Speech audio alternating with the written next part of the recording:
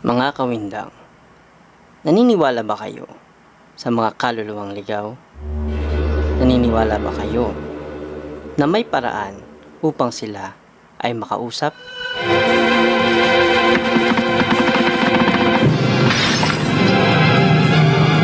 Nakarinig sila ng mahinang tawa. Magkakaibigan tayong nagtitipon. Puso ay totoo. Kaluluwang nandito. Kami ay pakinggan mo.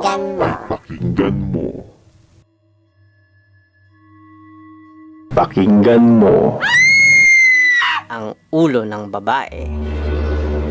Galit na galit ang kanyang itsura. Ito ang episode 14 ng Kwentong Windang. Don't play the Ouija board.